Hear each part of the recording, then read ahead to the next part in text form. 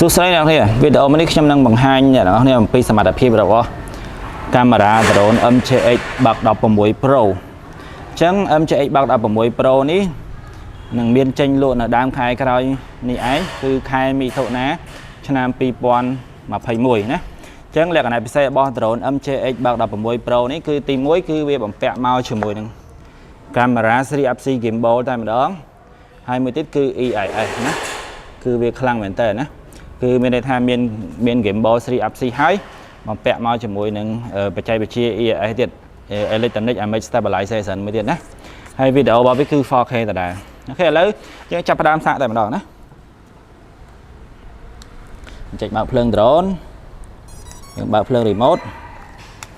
តាមទៀតយើងលាយើងតម្លើងទូរស័ព្ទតម្លើងអីឲ្យមកអញ្ចឹង drone នេះវាបង្វិលត្រីវិស័យក៏បានមិនបង្វិលក៏បានតែអ្នកនរគ្នាត្រូវតែបើក GPS មុននឹងហោះណាត្រូវតែបើកប៊ូតុង GPS អូខេឥឡូវយើងភ្ជាប់ Wi-Fi drone ជាមួយនឹងទូរស័ព្ទឥឡូវខ្ញុំបានភ្ជាប់ហើយយើងបើកកម្មវិធីវាឈ្មោះថា MRC Pro ដដែល MRC Pro ដដែលហ្នឹងគឺចុច Start ចុច Next ចេញវីដេអូមកតែម្ដងក៏ drone នេះគឺវាដូចអាសេរីមុនទេអាសេរីមុនយើងត្រូវតែបង្វិលត្រីវិស័យវាតែម្ដងមុនហោះណាប៉ុន្តែសេរីនេះគឺបង្វិលក៏បានអត់ក៏បាន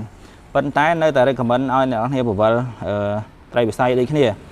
ដើម្បីបង្ខំវាឲ្យបង្វិលត្រីវិស័យគឺខ្ញុំចាក់ទាញ joystick ទាំងពីរហ្នឹងប្រឆិតមកខាងស្ដាំទាំងពីរទាញមកទាំងពីរមកវាលឺសូរតេត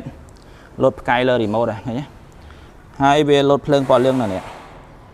ចឹងយើងចាប់ដើមបង្វិលមកស្ដាំស្របតំណែងនាឡិកាចំនួន3ជុំឲ្យវាដូរភ្លើងនេះភ្លើងនេះដូរមកបៃតងកាត់មុខចុះក្រោមបង្វិលមកស្ដាំទៀតមកស្ដាំរហូតដល់ភ្លើងវាឈប់លុបផ្លែចេញបៃតងរហូតតែម្ដងដោយសារតែវាចាប់ GPS បានអាភ្លើងក្រោយនេះគឺចេញពណ៌បៃតងហើយនៅលើទូរស័ព្ទគឺក៏វាចេញពណ៌បៃតងដែរឃើញអញ្ចឹងមុនហោះឡើងគឺយើងត្រូវតែ reset វាមួយមុនហោះឡើងកាច់ joystick ទាំងពីរហ្នឹងមកខាងឆ្វេងទាំងពីរអញ្ចឹងកាលណាផ្កាយនឹងអាលុបគឺយើងអាចផុសឡើងបានតែម្ដងអូខេឥឡូវចាប់ផ្ដើមបោះដោយយើងចេញបេតុងសោដើម្បីបញ្ឆេះវា